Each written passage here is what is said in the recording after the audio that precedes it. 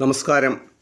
വിശുദ്ധ ബൈബിളിൽ പ്രതിപാദിച്ചിട്ടുള്ള ബാബേൽ ഗോപുരത്തെപ്പറ്റിയാണ് ഇന്ന് നിങ്ങളുമായി പങ്കുവെക്കുന്നത്. പ്രളയത്തിനു ശേഷം നോഹയുടെ പുത്രന്മാരായ ശേം, ഹാം, യാഫേത്ത് അവർ ലോകത്തിൻ്റെ വിവിധ ഭാഗങ്ങളിലേക്ക് താമസം മാറ്റി. ശേമിൻ്റെ വംശക്കാർ കിഴക്കോട്ടാണ് നീക്കിയത്.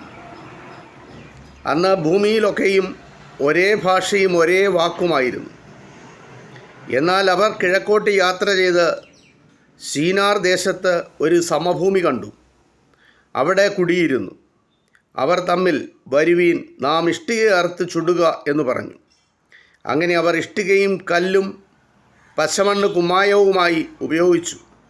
വരുവീൻ, നാം ഭൂതലത്തിലൊക്കെയും ചിതറിപ്പോകാതിരിപ്പാൻ ഒരു പട്ടണവും ആകാശത്തോളം എത്തുന്ന ഒരു ഗോപുരവും പണിയുക. നമുക്ക് ഒരു പേര് ഉണ്ടാക്കുക എന്നവർ പറഞ്ഞു. മനുഷ്യർ പണിത പട്ടണവും ഗോപുരവും കാണേണ്ടതിന് യഹോവ സ്വർഗത്തിൽ നിന്ന് ഇറങ്ങി വന്നു. അപ്പോൾ യഹോവ, ഇതാ ജനമൊന്നും, അവർക്കെല്ലാവർക്കും ഭാഷയും ഒന്നും. ഇതും അവർ ചെയ്തു തുടങ്ങുന്നു. അവർ ചെയ്യുവാൻ നിരൂപിക്കുന്നതൊന്നും അവർക്ക് അസാധ്യമാകുകയില്ല. വരുവീൻ, നാം ഇറങ്ങിച്ചെന്ന് അവർ തമ്മിൽ ഭാഷ തിരിച്ചറിയാതിരിപ്പാൻ അവരുടെ ഭാഷ കലക്കിക്കളക എന്ന് അരുളിച്ചെയ്തു. അങ്ങനെ യഹോവ അവരെ അവിടെ നിന്നും ഭൂതലത്തിലെങ്ങും ചിഹ്നിച്ചു. അവർ പട്ടണം പണിയുന്നത് വിട്ടുകളഞ്ഞു. സർവഭൂമിയിലെയും ഭാഷ യഹോവ അവിടെ വെച്ച് കലക്കിക്കളകയാൽ അതിന് ബാബേൽ എന്നു പേരായി. യഹോവ അവരെ അവിടെ നിന്നും ഭൂതലത്തിലെങ്ങും ചിഹ്നിച്ചു കളഞ്ഞു. ഇത് വിശുദ്ധ ബൈബിളിൽ രേഖപ്പെടുത്തിയിരിക്കുന്ന ബാബേലിനെ പറ്റിയുള്ള ചരിത്രമാണ്. ബാബിലോണിൻ്റെ ചരിത്രം.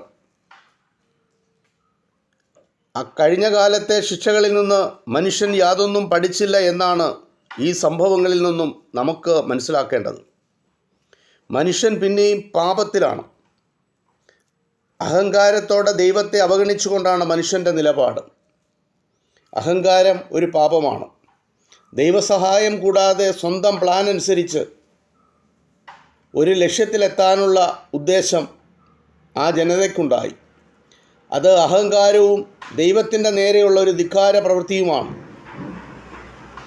ആദാമിൻ്റെ പാപം തന്നെയാണ് വീണ്ടും തലപൊക്കിയത്. ദൈവവിശ്വാസമില്ലാത്ത മനുഷ്യൻ്റെ പോക്ക് നാശത്തിൻ്റെ ആഴത്തിലേക്കാണ്.